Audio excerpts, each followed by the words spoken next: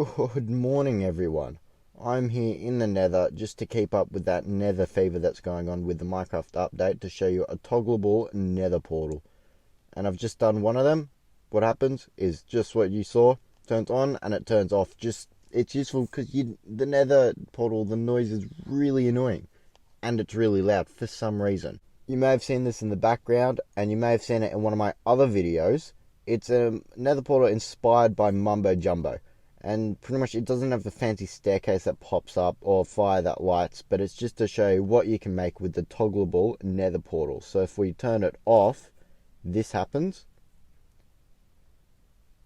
And then we can turn it on again, if I can actually get the switch. There we go.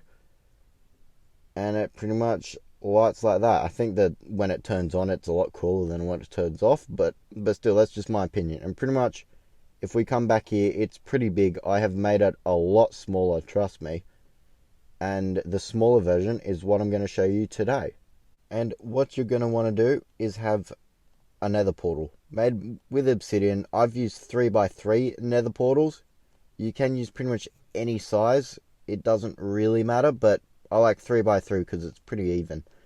And what you want is 2 dispensers stacked like this. Bottom one with lava bucket, top one with flint and steel.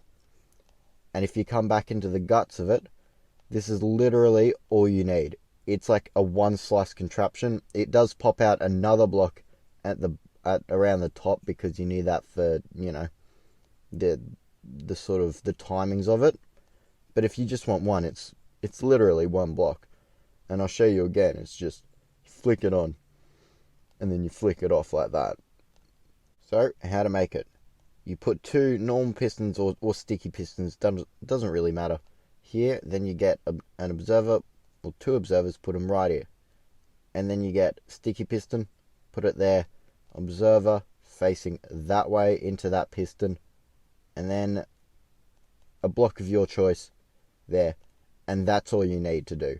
And you put one on every portal you kind of want to turn on.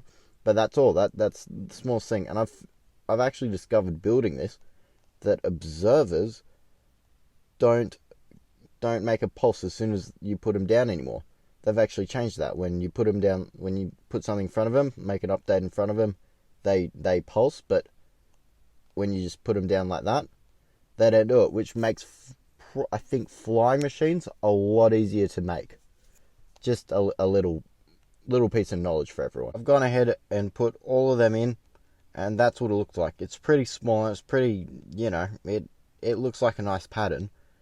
And this is one that I showed you. This is one that I made before recording, and if we flick both of them on, we should see both of them come on quite nicely. And then if we flick it off like that, they've both come off. And what I'm going to show you now is just the timings, how to connect all of them up so it flows pretty evenly.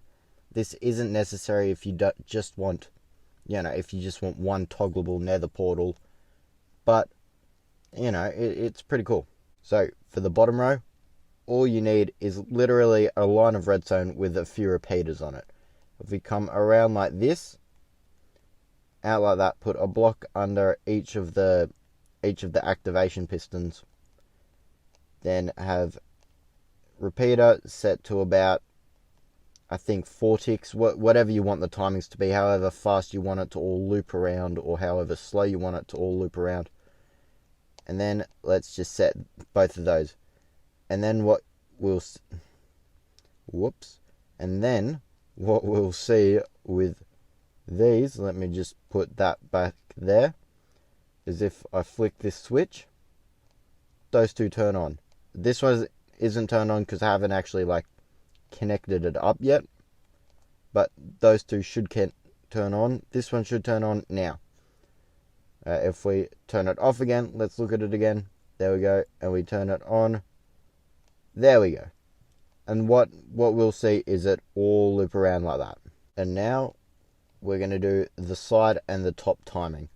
So what you want is come up like that with redstone torch, block on that, redstone torch with another block on that, and we're going to come up with redstone torches like this.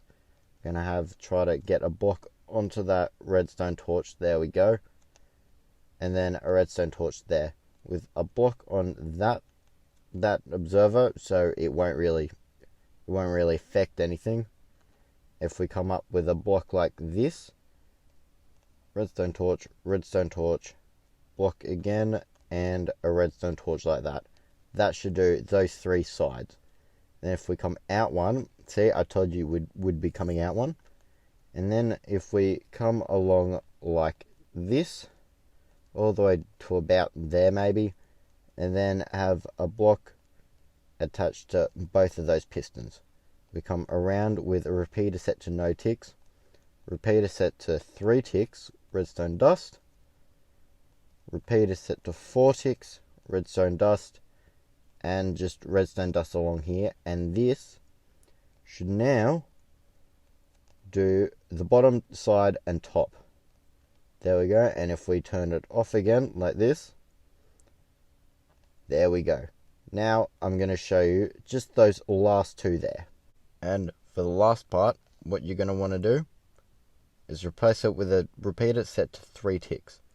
And then come down with a block and redstone. And grab a sticky piston and come down like that with a redstone block. And then down one block with, well, 2 blocks I guess, with a block. Who would have guessed? Come around into that piston with a repeater set to 4 ticks, 2 dust, and now this should all be working. If I can just get the switch again, nicely. It's a little slow. You can speed that up with the repeater timings if you want, if you like, but that's what it is. Well, that's what my one is. I hope you enjoy, and I hope this was useful.